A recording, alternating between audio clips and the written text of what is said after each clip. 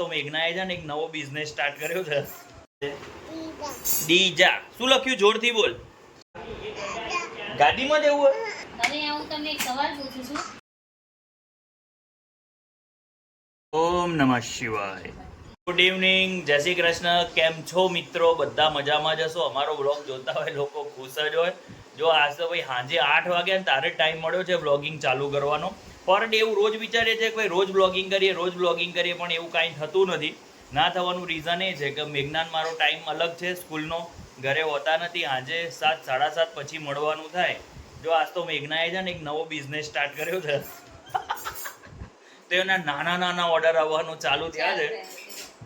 કચ્છથી ડ્રેસ લાવ્યા હતા, તે બધા નહીં ગમ્યા, તો પછી ત્યાંથી મારે બેન આવવાની છે ને હાથે મંગાવીએ છીએ. એટલે બિઝનેસ નથી, આ તો ખાલી મંગાવીને ફ્રેન્ડ સર્કલમાં આપવા માટે. પણ થોડો નાનો બિઝનેસ, નાનું એવું સ્ટાર્ટઅપ ચાલુ કર્યું છે. હવે જોઈએ એમનું સ્ટાર્ટઅપ ક્યાં સુધી પહોંચે છે. બરાબર ને? નોકરી કરવી ગમે કે આવું બધું કામ કરવું ગમે? બરાબર. તો આ બીજું હા કે છે સૌથી તોફાની છે. આપણે એમ લાગે શાંત પણ સૌથી તોફાની છે. નાની હતી ને એટલે એકદમ ક્યુટ લાગતી અને આમ શાંત હતી. તો હવે એમ લગતું તો ગાતો છે ને શાંત થશે. અમારે પીવું છે ને થોડી મસ્તી વાળી હતી પહેલેથી, પણ આ તો અવડું થયું છે યાર. જેટલું શાંત લાગતું હતું ને એટલું તોફાની થયું છે. આ શું કરે છે બીજા? શું કરે બેટા તું? હા, શું કરે છે અહીંયા? પણ શું કરે છે એમ કે? અહીંયા પણ શું કરે છે એમ કે? ક્યાં ઉપડી બેટા તું? ફોટો કે વિડીયો તો જોઈ છે ને એ તો ખુશ થઈ જાય હે ને. બીજું ક્યાં છે? આમાં દેખાય છે બીજા? જો નવ્ય ભાઈ છે ને પડ્યા વાંચે છે. એમને કાલે શેનું પેપર છે ભાઈ? અંગ્રેજીનું. જો એને બેસવાની સ્ટાઇલ જો હોય, ગમે એટલું વાંચે, આમ પગ લાંબા કરી સોફા સામે ખડાઈને ભાઈ શાંતિથી વાંચવાનું. ટેન્શન બિલકુલ નહીં લઈને કહે ને. હા, હવે જોઈએ 80 ઉપર તો આવી. અમે શરત લગાવી છે ભાઈ. હું એમ કહું છું કે એને 80 ઉપર નહીં આવે ને. હવે તમારું ફોકસ છે ભાઈ. આવી જશે હો, તમે બધા સાક્ષીમાં છો. આવી જશે એવું જોઈએ કેટલા આવે છે. પીહુ, તમારે ક્યારે એક્ઝામ ચાલુ થાય? અત્યારે તો ભાઈ બાળકો છે ને એક્ઝામની તૈયારીઓ કરે છે. અમે સ્કૂલમાં બાળકોની એક્ઝામ છે તો રિવિઝન નાતે કરાવતા હોઈએ છે. એની ફૂલ તૈયારી ચાલુ છે. મારી પેન લઈ લીધી. હવે બીજા શું કરવાનું બેટા? બીજા લખવાનું. એમ કે આપણી પેન લઈ લે પછી કે હાથમાં દ્વિજા લખો. લખતો દ્વિજા લખો. જો દ્વિજા. માસ્તરના છોકરો છે ને પેન અને ચોક પેન્સિલ પકડાવતા ના શીખવાડવું પડે, શીખી જ જાય.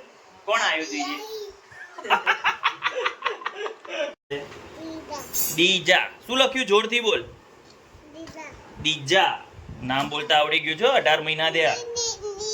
દીદી એ બીજું પેન આંખમાં વાગે તો આંખ મોઢાને કેવું થઈ જાય? થઈ જાય. કર તો એવું કર. લાવડો પેન મૂકી દો, આંખમાં વાગશે. ચાલ મૂકી દે.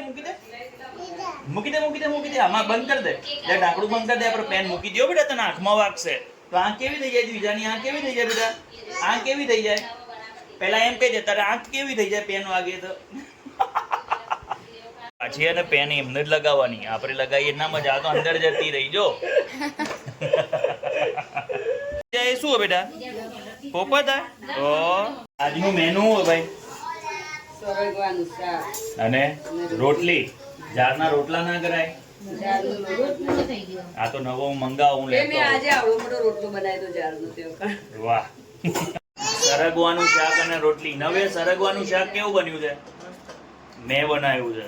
સારું જ બને હે ને? સરગવાનું શાક અને રોટલી થોડું રસાવાળું બનાવ્યું છે. આ સરગવો છે ને અમે કચ્છમાંથી લાવ્યા હતા. ત્યાં તો જે તે વખતે મેં મારા સ્કૂલમાં સરગવો આવ્યો હતો ને તો ત્યાંથી રોજ સિંગો ખાતા. અહીં તો સુરતમાં તો ભાઈ એ બી મોંઘી મળે છે. 50ની 250 હતો તો 500 ગ્રામ મળે છે. ત્યાં વખતે ભચાઉ ગયા હતા, ત્યાં બી સ્કૂલમાં સરગવો છે લેતા આવ્યા હતા. હજુ એક વખત બને એવું છે એટલે સરગવાની મજા લેશું. અને આમે સરગવાનો છે ને વધુ ઉપયોગ કરવો જોઈએ. શરીર માટે બી સારો છે.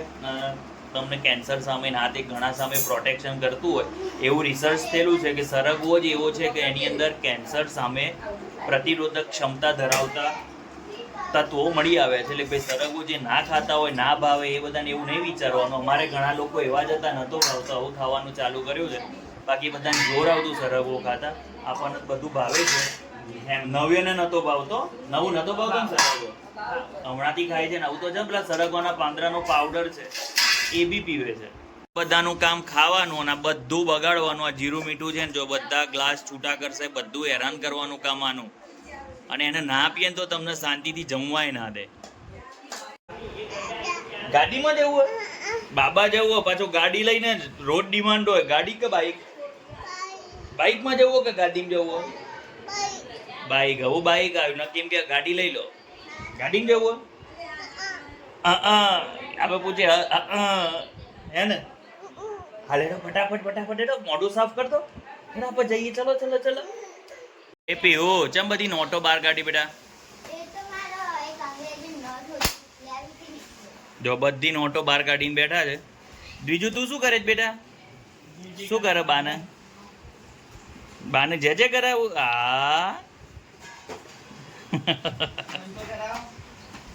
જો ભાઈને જે કરાવી દો. ભાઈને જે કરાવ તો બેટા. ના ના ભાઈને જે કરાવો.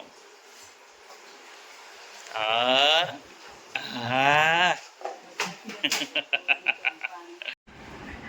પીહુને એવી પરીક્ષા આવી છે. આ ચોપડા સરખા કરે છે, વધારાના ચોપડા બધા કાઢી નાખીએ છીએ.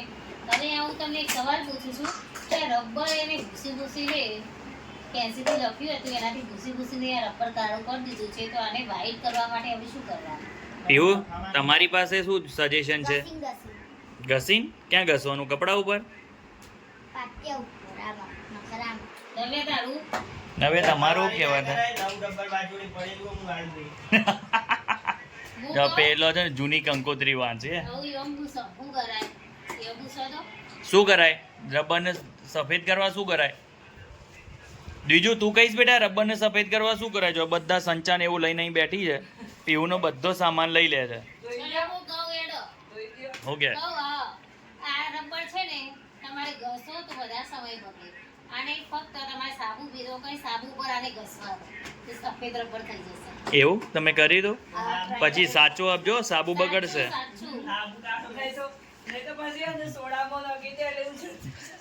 નવે સાબુ બગડે એનું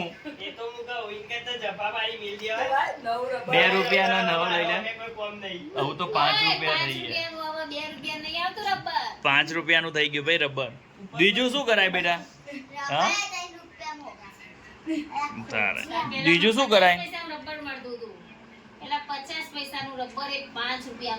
પણ પેલા પગારે ઓછા હતા, અત્યારના કોકને પગાર કહીએ ને તો નહીં કહેવાય. એટલે હું શાંતિ રાખો.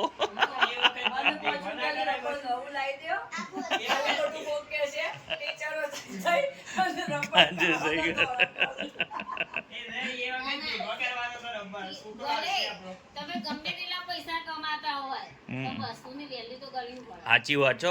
વસ્તુની વેલ્યુ આપણે નહીં કરીએ તો આપણા બાળકો શું શીખશે? વસ્તુની વેલ્યુએશન તો કરવી જ પડે ને પીવું. એક વાત સાચી છે, કોઈ પણ વસ્તુની વેલ્યુએશન આપણે કરશું તો આપણા બાળકોને વસ્તુની વેલ્યુ ખબર પડશે. બાકી સગવડ હોય ફટફટ વસ્તુ લાવી દો, પછી એ લોકોને ફિલિંગ્સ નથી આવતી. અત્યારે આમને નોટ પેન્સિલ રબર બધું ફટાફટ માગે તટ મળી જાય. જ્યારે અમે ભણતા એટલે કંઈ લેવું હોય તો રાહ જોવી પડે. ભાઈ મમ્મી પૈસા આપશે પછી લાવશું. ભલે એની કિંમત કાંઈ નહોતી પણ આપણે ફટાફટ નહોતા લઈ શકતા. એટલે મેઘનાની વાત સાચી છે કે થોડી વેલ્યુએશન બાળકોને આપશું તો જ આપણે કંઈ નવું કરી શકીશું. જો અમારા આ તો છે ને એકલા સંચા ફેંદ છે. જો બીજું શું કરે બેટા તું? હા એને તો જે વસ્તુ હોય ફેંદવાની અને પછી પાછળ બારી ખોલી નીચે જવા દેવાની. એને તો કીધું તો લાગી આવ્યું. સાબુ પર રબરનું વ્હાઈટ કરી દીધું. વાહ નવે તમે ખોટા સાબિત થયા. જો સાબુ બગડ્યો ના, રબર વ્હાઈટ થઈ ગયું.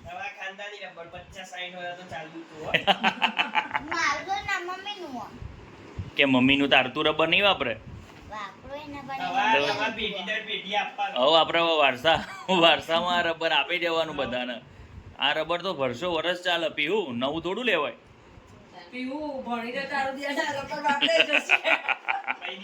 પેલા બીજું કે ખૂણામાં પેટી કેમ પેનથી ચાલુ થાય ને? બરાબર. પછી અમારે બીજું છે ને આપણા વારસાગત રબર પછી બીજું વાપરશે. હું